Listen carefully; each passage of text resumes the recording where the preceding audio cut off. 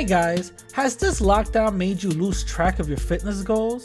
Are you starting your resolution for 2021 and you want to lose weight but need some help? Introducing my affordable workout plans for men and women. With packages starting at $5, this offer can't be beat. Go to radicallatino.com to find out more. Hey guys, do you have a product you want more eyes on? Advertise with the Radical Latino Show with over 10K podcast downloads and the number 25 spot on the 55 All Latin podcast list. You'll want your product heard on everyone's phones and cars. Go to radicallatino.com/contacts and start advertising today. Playing the Radical Latino Show. Ladies and gentlemen, put your hands in the air for New York's very own. Radical Latino is taking you to another level. I think there's more radicals than civil. Radical Latino, you're buffing it. The radical point of views, I think his views are actually more dangerous.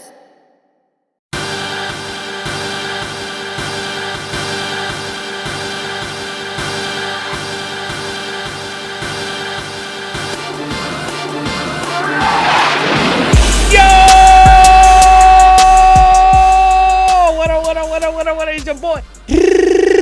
Radical, you heard? AKA number 17 on All Latin Podcast, AKA number 24 on All Bronx Podcast Influencer List, and Mr. Unsuable for 63 weeks running. What is going on? I'm gonna give y'all a huge round of applause and those horns. You know what I mean? I hope everybody's doing great.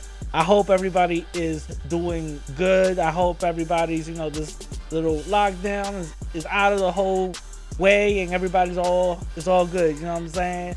I hope everybody's doing great. I want to give a couple of shout outs to all my new subscribers. I want to give y'all a huge, Don DeMarco. You heard? Give y'all a huge Don DeMarco for all my new subscribers. I want to give a huge round of applause to all my new listeners right now. I'm seeing my podcast numbers go up and up. And it's just because of you guys. I'm more than happy and more than thankful for you guys. So please, thank you very much. My message of Black and Brown unity is actually reaching people. I'm seeing it starting to reach people, and it's going further than I ever thought. So thank you very much. Another round of applause for ya. Now, couple of updates. Like always, this episode is sponsored by RadFit Pro. Get ya Cleopatra and get ya Ogun. Know what I'm saying? Today with my promo code RADICAL for 10% off. RadFit Pro right here. RadFit Pro is a startup CBD company. They're the best in the business, and their focus is on wellness. And as you can see, I'm taking a lot of this and less of that, but this is actually pretty good too. But their best seller right now is Cleopatra right now. It's CBD, mind you. It's something that you have to regulate and take on your own. You just don't be going based on what you want to do. One drop could be good for you. It cannot be good. 2 drops can be. You know what I'm saying? So really, it's a guessing game, and everything for everybody is very different. You know what I'm saying? So definitely go to radfitpro.com and use promo code RADICAL for 10% off your purchase. Now, the petition link for Latin folks, taking Latinx and all that other stuff, and Hispanic, the link is still down below. Go check that out. Go sign the petition. It's been there for a couple of weeks. I've been forgetting to say that, but the petition is down there below, so definitely go check that out. Go sign the petition, because this is something that we definitely do need to take control of. This is something that we definitely do need to put a stop to it, because our labels is very important. And when we're going around here calling each other Hispanic, Latinx, and all this other buffoonery, it's gonna put a real bad taste in people's mouth. And on top of that, not only that, but it's gonna make us see each other as just Latinx and Hispanic and all this other stuff when we're not. We're nowhere near close to that. You know what I mean? So definitely go down the link down below. Go sign that petition. Shout out to Mexican Excellence for making that possible. Now, my live streams, I'm still doing it every Saturday.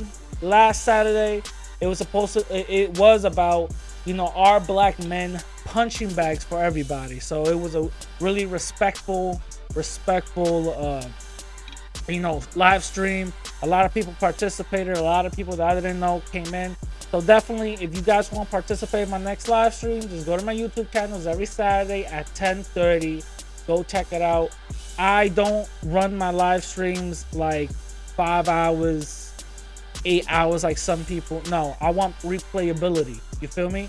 So I run my live streams an hour and a half, 2 hours and a half. That's about it. You know what I'm saying? That's basically about it. I don't go more than that. You know what I'm saying? So definitely go check that out on my YouTube channel at The Radical Latino on YouTube. You know what I'm saying? Also, I dropped my documentary trailer, by the way. So it's been making some of the rounds on some of this Hispanistas type of places. And because I've been compared to Tariq Nasheed because I talk about white supremacy so much. I don't know if that's a good thing or bad thing. I don't know. But I've been compared to Tariq Nasheed, right? Mind you, this is just the teaser for the documentary. This whole time I've been working on the documentary on my own. I'm a one-man team. You know what I'm saying? And this documentary is gonna be free. It's free. It's gonna be free on my YouTube channel. It's gonna be 4 parts. I'm gonna separate those 4 parts into different sections of history. So for just to remind you guys, basically, those 4 parts are gonna be the history of the island, you know, with the Latinos and the conquest and everything else. Part 2 will be the revolution and the aftermath of it. You know, the whole Papa Doc thing, Trujillo, and all this other stuff. Well, actually, no, not through. I'm sorry. Part 2 is gonna be the revolution and all. It has nothing to do with Trujillo, but the 1804, you know, Haitian revolution and all this other stuff, and defeating and conquering all this other stuff, right? Part 3 is gonna be about Trujillo and the genocide, Papa Doc and all them other people, and 4 is basically just now. Basically, it's just gonna be an amalgamation of how it happened and how it was then, the history of it to understand a little bit of it, and how it is now. I am still working on it. I've been working on it this whole year. Mind you, I've just been a one-man team. I've been writing the script for it or whatever for part 1. Is pretty much part 1 and part 2 are done. These scripts are done. I'm always working behind the scenes. You feel what I'm saying? I'm always working behind the scenes. I'm always got something going on. I mean, so part 1 and part 2 for this documentary is already done for the script, you know. 3 and 4, I'm writing them right now. It's just really difficult to get some interviews and things like that. So for the people who saw the trailer and saw some of the interviews and some of the things, some of the interviews I actually shot. Some of the interviews I actually went out and shot these interviews. Other interviews in the documentary are from past interviews with other people who are talking about the same thing. I just asked permission to include that in the documentary. Asked permission to use certain clips, and people just granted me permission as long as I give them a shout out on their thing. So that's how I'm handling the documentary. That's how I'm handling certain interviews and certain shots and certain things. Because I'm a one-man team. I didn't ask for donations for $20,000 or whatever the case is. So it's gonna be a free documentary. That's all it is. It's a free documentary. It's gonna be for y'all. I'm putting my blood, sweat, and tears into this whole, into this whole thing. So hopefully you guys enjoy it. Hopefully you guys end up liking it and stuff. So definitely go check that out. Now a lot of people have been talking about this comparing this documentary to like Hidden Colors, I'm not trying to go into the wave of Hidden Colors. You know, a documentary is a documentary. You know, the certain style of documentary, how I'm gonna do it, I'm not gonna do it like conspiratorial type of style. But if people want to compare me to Hidden Colors, then I find that as a as something positive. You know, Hidden Colors is something huge. Hidden Colors is something that that put its foot on people's ass, and you know, did what it did. So yeah, then mine's is like Hidden Colors. You know, it is what it is. I'm gonna give myself a couple of air horns. You know what I mean? You know what I'm saying? So moving on, I want to just explain the title real quick. Everybody knows the other title that I'm still doing. I do it randomly, right? And the other title is America's Dark History Against Latin People, you know, which I go base history-based type of things on what happened to Latin people in this type of in this type of year or whatever, in the revolution certain Latin people did, or certain things that continue on happening, and it's really important for us, you know. So everybody knows that series, which I just do, you know, randomly. Now I got a new series, which is this Empowering History of Black and Latino, part 1, and is the Young Lord, right? So this is the new series that I'm gonna do. I'm gonna focus on power groups. I'm gonna focus on empowerment groups. I'm gonna focus on political groups. I'm gonna focus on groups and achievements that some of you guys might not know. Some of you guys might not have heard about. Some of you guys might not have been privy to. You know what I'm saying? So this is what the series is gonna be about. And I'm gonna do it and sprinkle them the same way how I sprinkled the last one. You know, it's gonna be separated. You know, part 1 is gonna be obviously gonna be now. Part 2 probably be 2-3 months from now. You know, I don't know, but I already got part 2 already locked and loaded. You know, is definitely gonna be based on a Black Power group. You know what I'm saying? So shout out to them. I gave somebody I gave somebody not a sneak peek, but how can I say, like a preview. Like I gave someone a preview. Like I told them what I'm gonna be talking about. But yeah, that's what part 2 is gonna be about. But anyway, so part 1. So this is what I'm explaining what the title is, so nobody could get confused. You know what I'm saying? So anyway, let's go reading some comments. You know what I'm saying? Let's go reading some comments on episode 162, The Hypocrisy of Empowerment Groups. This ruffled some people's feathers. I lost some subscribers because of it. It is what it is. I'm not gonna hold my tongue. The thing about me is that I'm gonna call the good and the bad the bad. You know what I'm saying? I'm not going to just hold an individual or a power group and just forget some of the inconsistencies or hypocrisies that they have done. Individuals are not shy from that. Groups are not shy from that. I'm not shy from that. Obviously, there's some not conspiracy. I was going to say conspiracy. There's obviously some inconsistencies or of how I move or whatever the case is. I'm only human. You know what I'm saying? I'm only human. Obviously, you know, I say, hey, don't go sleeping with a white woman or whatever the case is. Don't go cooning, you know what I mean? But in my past, I have done that. You know what I'm saying? So I'm not going to be here all high and mighty. But by the way, it was only one, though. I just want to let y'all know it was only one. She ended up being racist. Y'all know the story. So it was an Italian shorty. So anyway, that's all I gotta say. Certain people felt some type of way. It is what it is, you know. So I'm gonna read some of the comments. If you guys want to be a part of the comment section, go to my YouTube channel under this episode 163. Write down your comments. know what I mean? Click, clack, click, clack, click, clack, and I'll definitely read them for next week. So, the first comment is Bobby. He says better comparison would have been Rifle Edmonds and Alpo. Okay, I don't know who Rifle Edmonds is. I gotta do my Googles. You know what I'm saying? Gotta do my Googles. Stone Decatur says, don't argue with Twitter. You'll go crazy. I got absolutely. I definitely have to take that advice. I do argue a lot on Twitter. Now, Vald, Vital, I'm gonna say Vital, said, this is disingenuous topic on your part. Okay.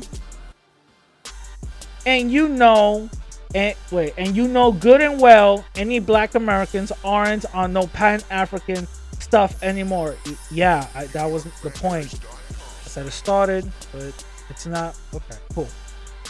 He goes on to say, it's a one-sided relationship, and unfortunately, many non-FBA use the "we all Black" card in their benefits most of the time, all while proclaiming to be something else when it's positive. That's exactly what I said. I said FBA and ADOS do have some, they do call out the immigrant coons, and coons be doing that. And that's exactly what I said. I didn't take that away. I said that.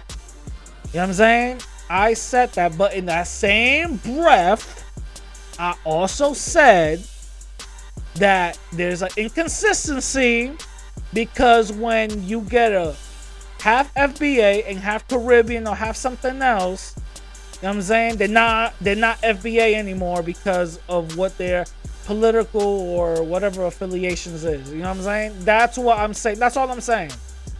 That's all I'm saying. There's some inconsistencies. That's all I'm saying. There's some hypocrisy. That's all I'm saying. That's all I'm saying. Don't point your finger on non-ADOS people when ADOS people do the same thing. That's all I'm saying. All right, let's continue.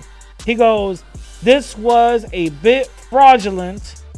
Ooh, a bit fraudulent on your part, man. Okay, calling out the truth. I didn't know it was fraudulent, but I'm sorry. Again, I'm not gonna hold my tongue on certain things. Oh well, it is what it is. They don't call me radical from this, you know what I mean? And I even said in the comments, I'm like, I'm confused. Didn't I say this exact thing about non-FBA people? Because I did. It's the last, just watch the episode. That's exactly what I said, but certain people wanna watch and hear what they want to hear, you know what I mean?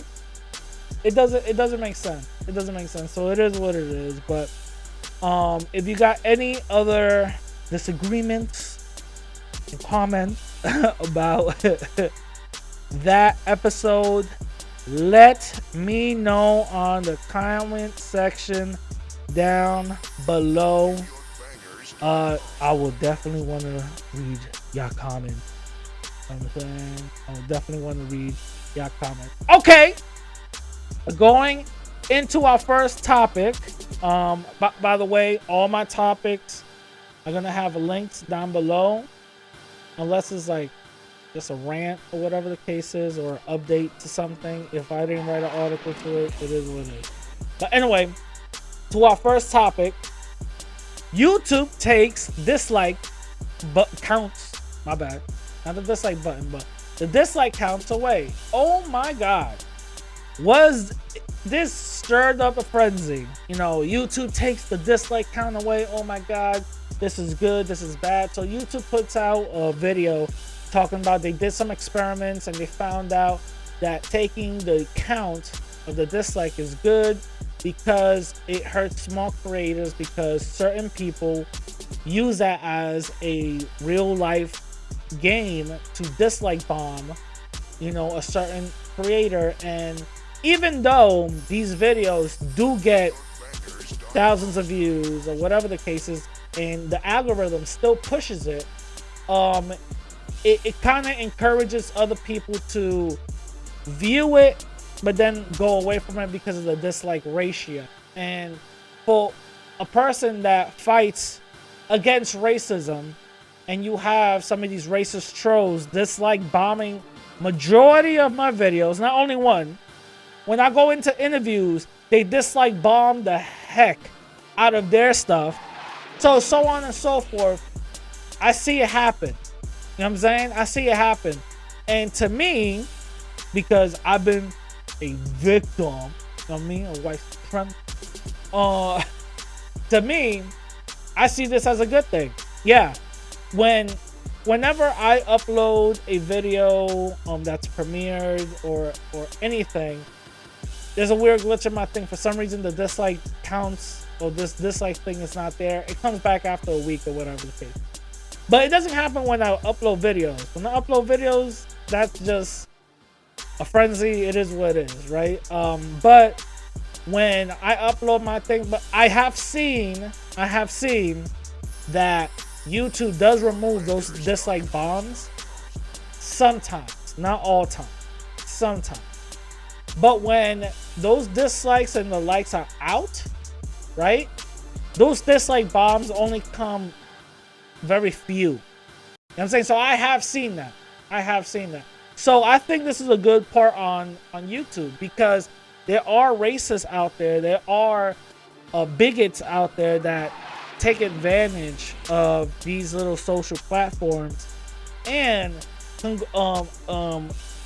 together with other racists, and they pretty much have a little code amongst each other, and they dislike bomb the hell out of somebody who's not on their team, who's not on their wavelength, who's not on that same type of time. And let's be honest, that's the only sense of power that they have. Of course they would have that sense of power because I'm gonna ruin your day. At the end of the day, you're helping me out. My message is going out there. I didn't get on a list for no reason, okay? So you're helping me out. What happens is YouTube sees these dislikes and likes ratio as it's controversial. So the algorithm wants to push that controversial topic more because it keeps you on the app. Every social media platform does that. So y'all dislike bombing my joint helps me out. Quick aside, I made a video a while back about Jason Black, right? He said something about Florida Latinos. Oh, they're gonna put Trump in office, this and this and this and all this other stuff. So I made a video correcting it, saying no, he doesn't know what the hell he's talking about. He's just talking out his ass. It is what it is. That joint right now has 300 something dislikes. Only like 99 likes, 300 something dislikes, but yet it has 5,000 views. That joint is monetized. Best believe I ate good with that video. Best believe it. That joint did not get no 200 dislikes for no reason, because it was getting pushed. It was getting pushed. Not only to his audience, but everybody else. So I ate good off that video. Trust me. You know what I'm saying? Trust me. That didn't hurt me whatsoever, okay? So that's just a small example of what YouTube is talking about. And I have seen that. You know, there are certain creators that, you know, put troll videos out there, or a how-to video that doesn't really show you how to install something. And the dislike bomb, like the dislikes is crazy, obviously, yeah. But when it's a sorted campaign, a targeted campaign to dislike bomb a certain creator, YouTube is ass when it comes to certain things like that. Their algorithm is not sophisticated to catch that.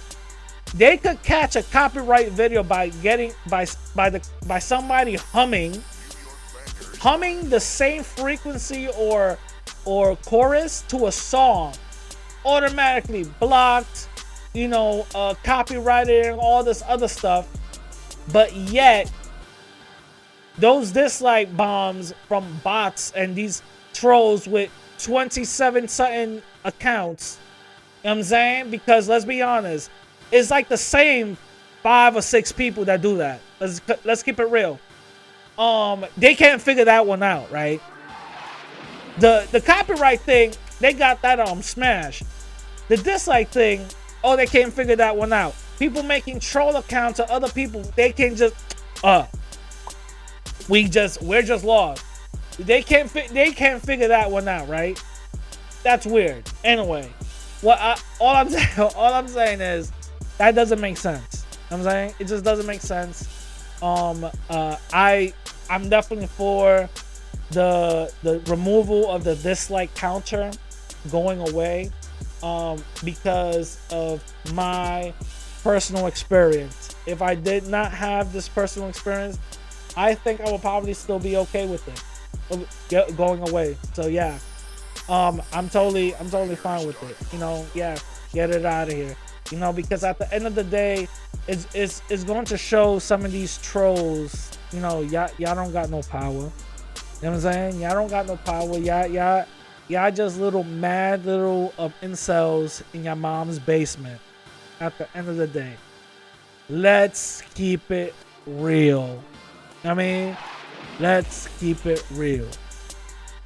Anyway, moving on to my next topic, the Kyle Rittenhouse case. Oh my God. Okay. The Kyle Rittenhouse case, right?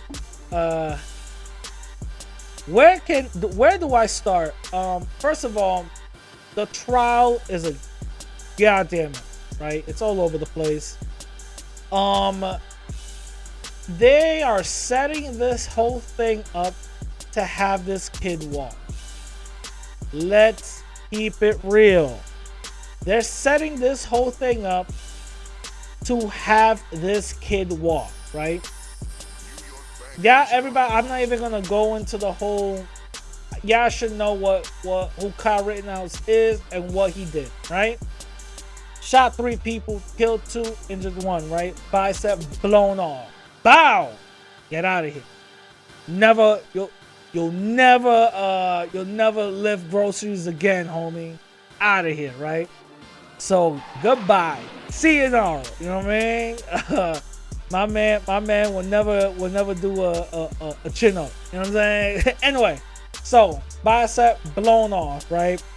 Bodybuilding career, kissing goodbye, right? So his bicep said, you know what I mean? So, bicep is clean off or whatever the case is. So, this is how the trial, they start setting the pieces up, right? The judge says, hey, yo, that's how the judge, hey, yo, no, let me stop. The judge says, hey, yo, the people that you shot, the people you killed, you know what I mean? We're not gonna call them victims. What we're gonna do, check this out. Yo, you listen? All right, cool. Just make sure you listen. Check this out, though. Them people, we're not gonna call them victims, nor are we gonna call them something. Was it victims or murdered or something like that? But they're gonna call them rioters and all this other stuff, right? So automatically, I'm like, all right. What does the judge know that we don't know? You know what I'm saying? Then the judge says that the prosecutor, which is the DA, is not allowed to show video and photos that would sway the jury on incriminating evidence that shows Kyle Rittenhouse maybe already having a negative view on rioters. You know what I'm saying?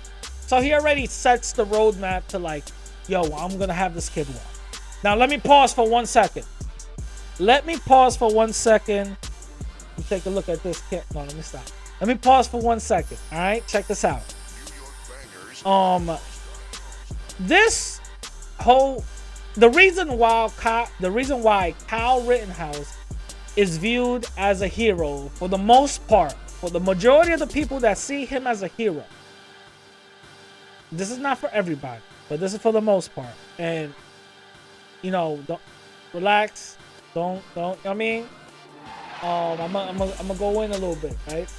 The reason for the majority, not all, but for the majority, the reason why he's viewed as a hero is because these riots represent anti-racism and going against white supremacy and the system of white supremacy. The reason why this kid, the murderer, this dude, Kyle Rittenhouse, is seen as a hero is simply because these people are anti-black.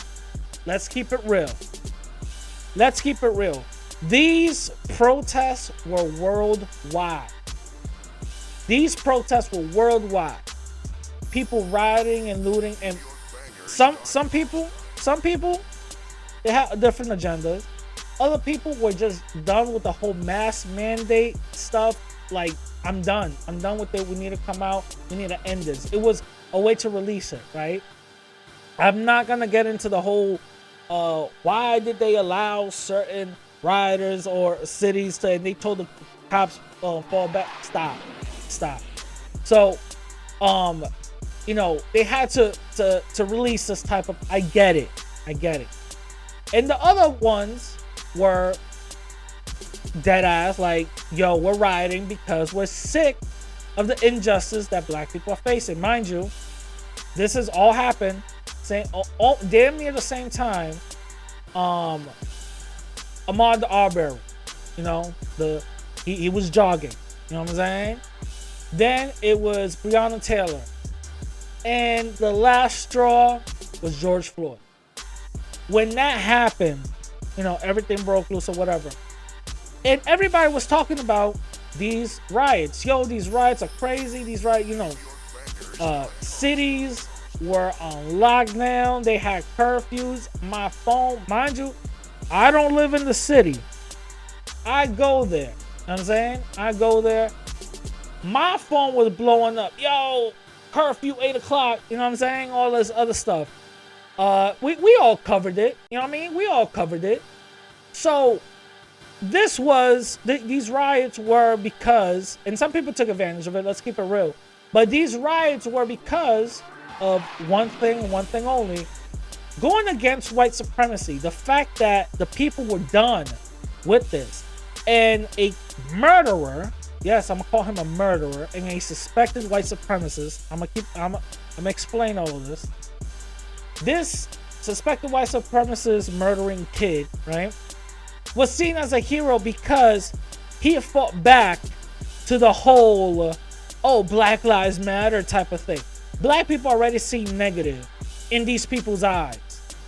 And they already see that these riots were rowdy people, just, rowdy leftists and all the Antifa and all this other stuff. And you have a president talking about there's good and bad people on both sides. So these people automatically would side with the suspected white supremacy. You know what I'm saying? These people would definitely side with him. Of course. Why would they not? Why would they not? These riots represent something, and he came out with an AR-15 and killed 2 people and injured 1. And mind you, these are all white folks, by the way, and I'll get into that. And that's the reason why he's seen as a hero, is because this riot represents black people. That's the reason why. It gets deep, and I don't know if some of y'all are feeling me on this, but this is what it is. It represents black people. And because they're against that, mind you, them defacing Black Lives Matter murals, defacing George Floyd statues, defacing Black Lives Matter painting in the streets and all that other stuff. They're doing that because they're showing their side of protest, saying, We want the racism to continue. Stop crying. Why don't you put yourself up from your bootstrap? This is what these white supremacists are thinking. So a suspected white supremacist murdering someone on these protests who are now rioters, who are undesirables and all that, of course he's going to be seen as a hero. It's point blank period. You know, you can definitely see it. And now my little rant is done. Now we go back. Now you can see why the judge will protect this kid. Mind you, this kid, there's video evidence of this suspected white supremacist seeing looters and him saying, I wish I had a gun so I could shoot these people off. It looks like one of them has a weapon. She hung up.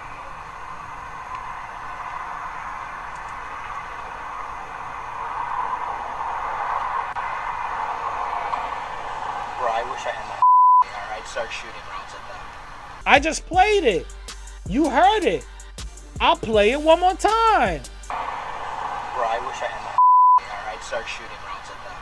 So this is not just a far-fetched thing that I'm saying. You know what I'm saying? Mind you, this is a visual podcast, so if you guys are hearing me right now, go to my YouTube so you can go to the same timestamp pretty much and see this. But the reason why I'm calling him a suspected white supremacist, homie was hanging out with Proud Boys, throwing up white supremacist hand signals.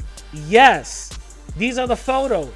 I'm not making this stuff up. This is the type of stuff that the judge doesn't want these jurors to see. Now, also during the riots, he was pointing his gun at a group of black folks that were just in a car.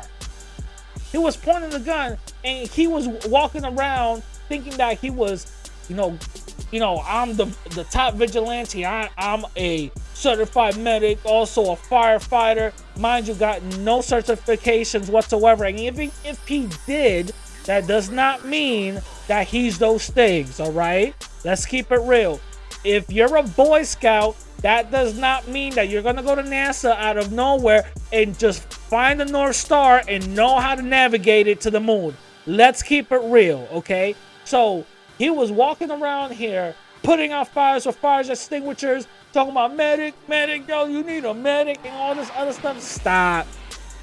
So there was a group of black folk talking about, hey, yo, weren't you the one pointing your gun at us in the car?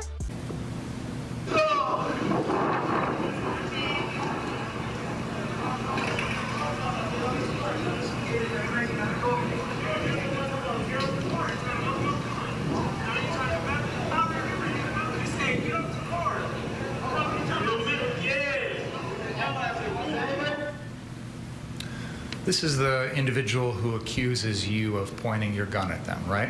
Yes. And he says that you did so when he was on a vehicle, right? Yes. And in fact, he had been at the 59th Street Car Source location, climbing on, sitting on, jumping on one of the vehicles in that lot, hadn't he? Y'all see this right here. Y'all saw that. Weren't you the one pointing your gun at us in a car? Come on now. This kid is a suspected white supremacist murderer. Now, let me get into the people he shot up. Apparently, one of them was a little kid predator. Good that he's out of here. You know what I mean? He's you know what I mean? He's out of here. Good. All right. I'm not gonna go back for somebody like, but homie did take a life. It is what it is, right? Apparently the other one was, I believe, the other one that he killed, that person was, I think, a like abuser or something like that. He had like certain misdemeanor charges. He used to, I think, was a beating or something like that. I'm not too sure, but okay.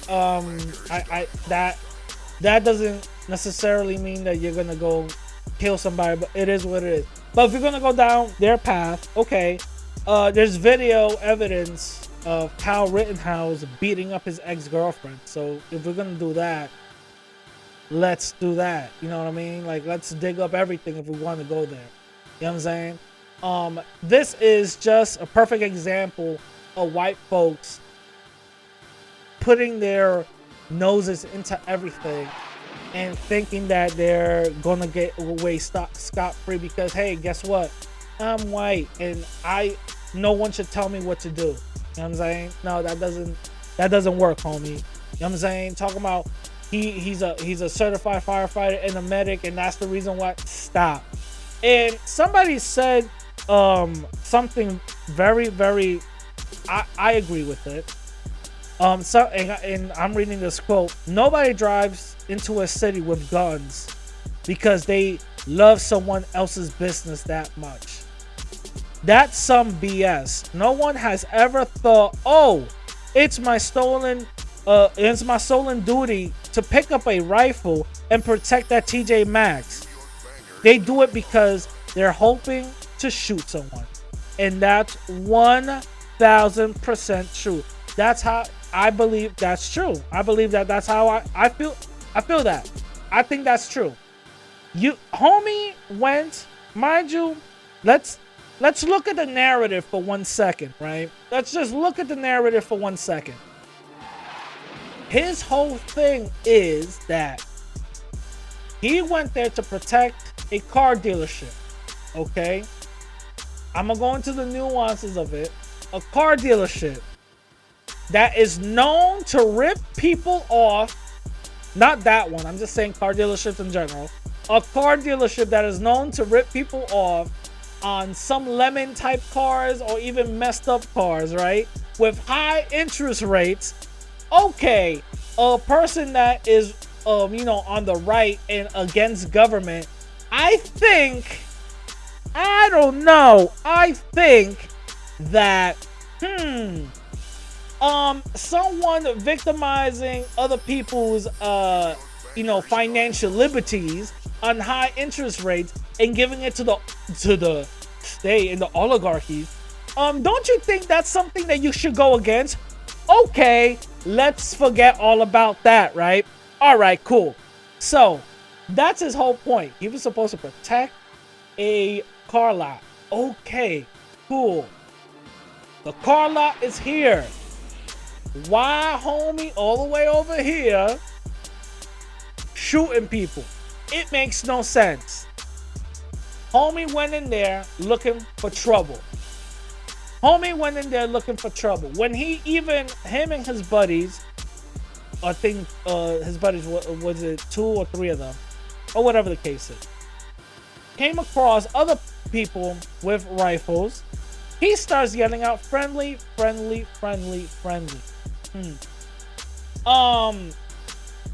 Why would you yell that out if you're not planning on doing anything, out there? Supposed to be protected.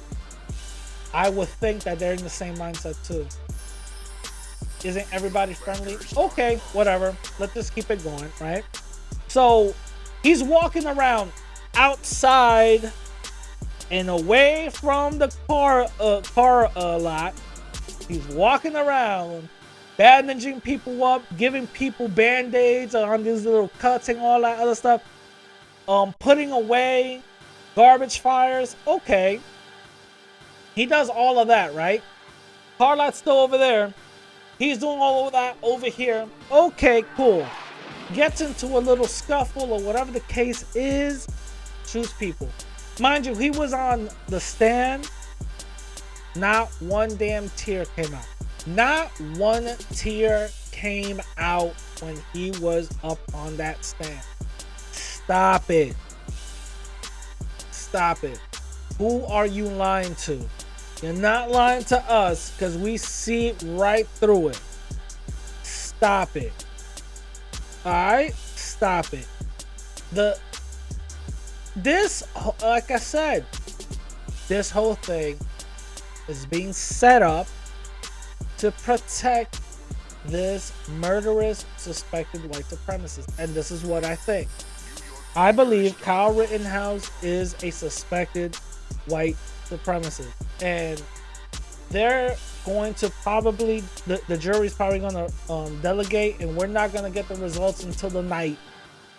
And by that time, the National Guard and all these military people are going to be closing up highways, closing up cities. There's going to be curfews and all that other stuff. I am telling you that right now.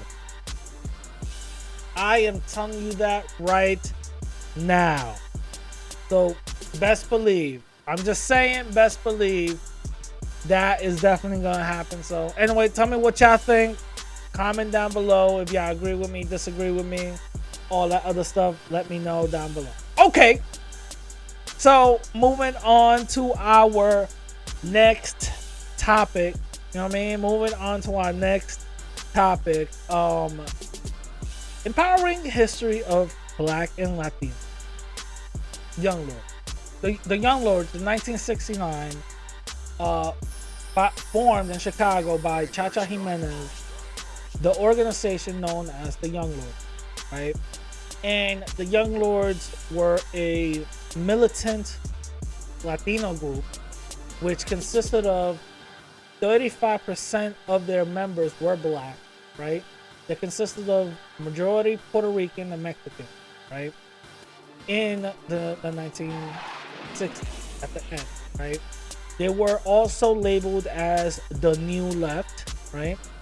And they actually started a lot of things and very influential into the political scene. They were part of the Rainbow Coalition that was, started by Fred Hampton. Shout out to Fred Hampton, R.I.P. my brother. Started by Fred Hampton, and they were definitely influential in that as well. Because of that influence, they were political targets by the CIA and white supremacy because they didn't want a militant type of, colored people. You know what I'm saying? So, COINTELPRO not only targeted the Black Panther, COINTELPRO targeted Latin people as well, and Young Lords were part of that target. Now, the Young Lords, they got their big prominence in New York City, East Harlem, the Bronx.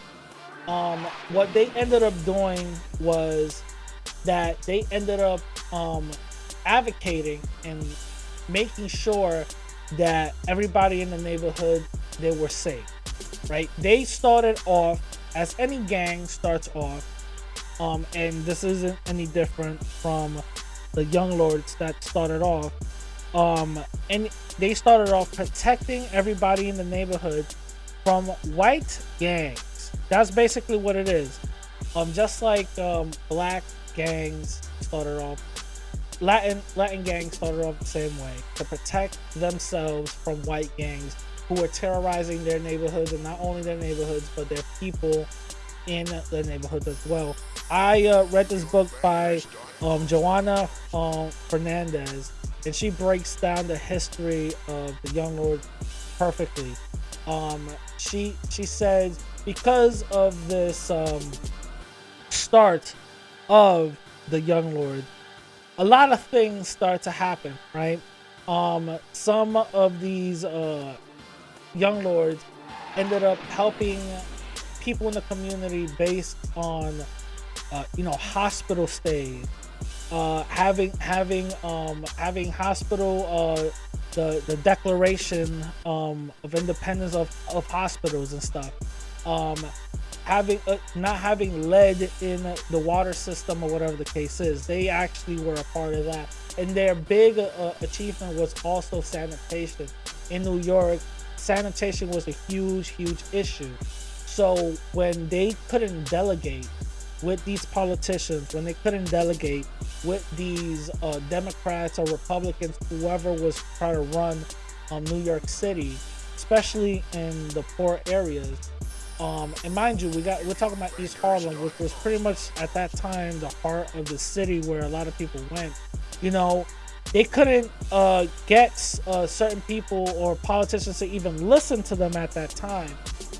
With the whole sanitation, mind you, these are, if you guys see old footage or old pictures of these places, mind you, most of these places were like ruins. They looked like a bomb went off. And the other places, they had stockpiles and stockpiles and stockpiles of just trash all up in the city. So this is what the Young Lords ended up doing, was moving all that trash into the middle of blocks, to the middle of city blocks, blocking traffic, stopping certain emergency vehicles for coming in, and they force the city to take all that trash out of there. This is some of the accomplishments that the Young Lords did.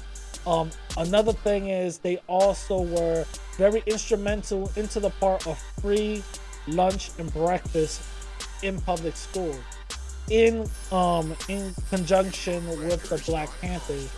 But they took the Black Panthers handbook and brought it to the part of New York City. So they were also very instrumental in that as well. Also, when Fidel Castro, another Latin power leader, you know what I'm saying? Where Fidel Castro came to New York and he went up in the Bronx and he went up in East Harlem to see how the conditions are. The Young Lords were there as protectors. They were there as the backbone for Fidel Castro. So the Young Lords were very, very, very instrumental and very powerful, very influential, and a big militant group in these type of times. Now, when we're talking about white supremacy, they want to establish a system. They want to establish a system. If there is any ruffle into that system, they're gonna make sure they correct it. Part of that correction was these power groups, these Black and Latin power groups, were kicking the ass. So part of COINTELPRO was to eliminate these set power groups. And some of the tactics that COINTELPRO used to eliminate these set power groups were some of the tactics of misinformation in the public eye. For example, they would just make up a story talking about a certain bodega got robbed by the Young Lords, which never happened. Bank robberies happened, and certain bombs went off when none of this really happened. Certain crimes were actually caught by the CIA and FBI in these set times and blamed on Black and Latin power groups. Mind you, these are political groups that were not part of no crime, but yet in the system of white supremacy, we can't have that. So they had to make sure that these type of misinformation were out there in the forefront and in the public eye. So when these type of things start to come out, when these type of things start to get brought into the light, a lot of people, like the Young Lords, were actually fighting against the misinformation. But as everybody knows, white supremacy is much a stronger force because hate is much stronger than love. White supremacy is a strong force, so they couldn't go up against basically a behemoth. So what ended up happening was certain group members started to dismantle and move to Puerto Rico and handle their things there and stuff like that. And some of the leaders either got arrested or some of the other group members started to sway into other avenues of political activism or other avenues of criminality. So it started to go down and down and down to pretty much they dwindled away, and now they're basically a foothold in history, in a very prominent foothold in history for a group of Black and Latin people. And this is pretty much a perfect example of Black and Latin unity. You know, Black and Latin people getting on code, in one code going against white supremacy. Yeah, this is pretty much something that anybody should be and could be a part of, you know. And this is a perfect example. Anybody that downplays that, they're just trying to push an agenda. They're trying to just push a anti-Latin agenda. It is what it is, you know. But it does show that there is a possibility into this Black and Latin unity and movement. You know what I'm saying? But that's what the unfortunate thing happened to the Young Lords. And mind you, the Young Lords, you know, they had the purple berets and the militant mindset of unity, of going against white supremacy. And that's something that I believe that should be admired. That's something I believe that should be, you know, not forgotten. I believe that's something that should be, you know, not something to scoff at. That's something serious. So definitely a big shout out to all the Young Lords, former Young Lords out there. I actually had the privilege to have one of my first interviews on this podcast to talk to a former Young Lord that was still in the political scene. Shout out to him. I definitely got to get him back on the podcast. But definitely shout out to him. But yeah, that was the history of the empowerment groups known as the Young Lords. If you guys like this episode, let me know on the comments down below. Also, if you guys want to follow me on Instagram and Twitter at the same name, radical_Latino_, and let me know what you guys think. Now, with that being said, I'm going to leave you guys with my two favorite quotes. I'd rather die on my feet than live on my knees. And if Black and brown unity does not happen in my lifetime, I might not change the world, but I might inspire the mind that will. With that being said, I'm going to catch y'all later. Peace.